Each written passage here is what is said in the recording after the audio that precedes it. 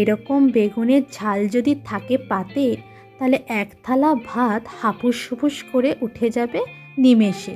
হ্যাঁ, এরকম বেগুনের ঝাল যদি আপনারাও বানাতে চান তাহলে রেসিপিটা দেখতে থাকুন। মুখে লেগে থাকার মতো কিন্তু বেগুনের ঝাল খুবই অল্প সময়ে বানানো যায় আর খুবই কম মশলায়। এর জন্য লাগবেই আমার কিছু বেগুন।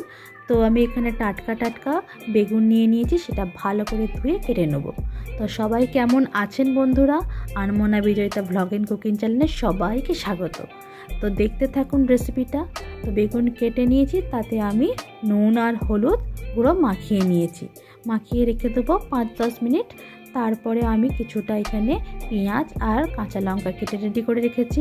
এতে বেশি কিছু মশলার দরকার নেই, শুধু পেঁয়াজ কাঁচা লঙ্কা। আর যেটা মেন উপকরণ সেটা হলো সর্ষে। সর্ষেটা প্রথমে একটু শুকনো ঘুরিয়ে নেবেন মিক্সার গ্রাইন্ডারে, তারপরে জল দিয়ে পেস্ট বানিয়ে নেবেন। ব্যাস দেখুন আমি এইভাবে বানিয়ে নিয়েছি, একদম সামান্য। ফাট করে গ্যাসটা ওপেন করে নিলাম। এরপরে প্যানটা বসিয়ে ওতে দিয়ে দিলাম সর্ষের তেল। সর্ষের তেলেই রান্নাটা করার চেষ্টা করবেন, এতে স্বাদ কিন্তু বেশি ভালো হয়। তো আমি প্রথমে এবার এক এক করে বেগুনগুলো এতে দিয়ে ভেজে নেবো, তবে অবশ্যই কিন্তু তেলটা হিট হতে হবে, কাঁচা তেলে ভাজতে যাবেন না। দেখুন যখন তেলটা গরম হয়ে আসবে না, বেগুনগুলো দিলে এরকম করে চিরবির করে লাফিয়ে উঠবে, তাহলে বুঝবেন যে ভালো তেলটা গরম হয়েছে। তো বেশি না, খুব ভাজবো না, এপিট ওপিট করে লাল করে ভেজে নেব। একদম বেশি ভাজার দরকার নেই, হালকা ভাজলেই চলবে।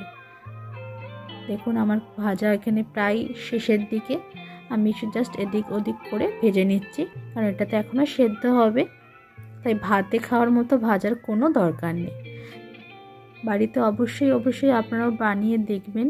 খুবই কম সময়ের মধ্যে একটা দারুণ সুস্বাদু রেসিপি, চটজলদি হয়ে যাবে। তো সবাই পছন্দ করবে যদি এরকম বেগুনের ঝাল থাকে। তো ওর ভাজা তেলের মধ্যেই আমি আরেকটু তেল দিয়ে দিলাম কালো জিরে ফোড়ন, তারপরে দিয়ে দিলাম পেঁয়াজ কুচি দিয়ে আমি এখানে ভালো করে ভাজতে থাকবো। দিয়ে দিলাম সামান্য নুন, হলুদ গুঁড়ো, একটু লঙ্কা গুঁড়ো স্বাদের জন্য। এটা দিয়ে ভালো করে ভেজে নেবো। কাঁচা লঙ্কাগুলোও এর মধ্যে আমি অ্যাড করে দেবো। ব্যাস আমার এটা ভাজা হয়ে গেছে। এবার আমি সর্ষের পেস্টটা এর মধ্যে দিয়ে দেবো, দিয়ে ভালো করে কষিয়ে নেব। যতক্ষণ না তেল ছাড়ছে ততক্ষণ ভালোভাবে এটা আমি কষাতে থাকবো। দেখুন আমার এটা ভালোভাবে কষে গেছে, তেল কিন্তু আস্তে আস্তে ছাড়তে শুরু করে দিয়েছে। কালো সর্ষে দিয়েও করতে পারেন, কালো সর্ষে দিয়ে ঝাঁঝটা আরও বেশি হয়। স্বাদটা ঠিকঠাক রাখার জন্য দিয়ে দিলাম অল্প কিছুটা চিনি, আপনারা আপনাদের স্বাদ অনুযায়ী দেবেন।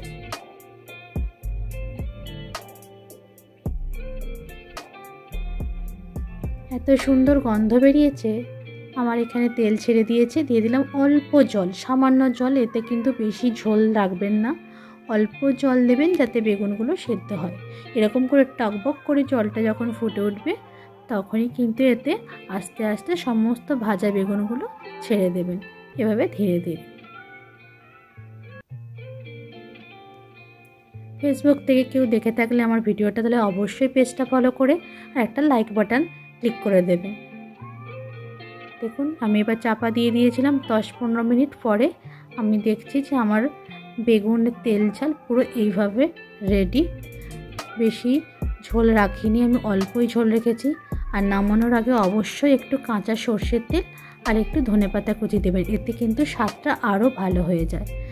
দারুণ গন্ধ বেরিয়েছে, দারুণ খেতে হয়েছিল, দারুণ।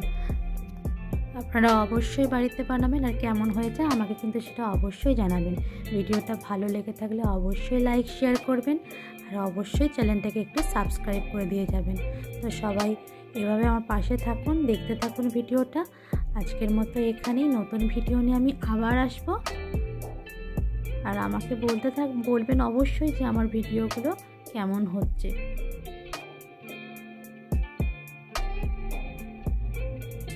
তো সবাই ভালো থাকবেন, আজকের মতো এখানেই, টাটা।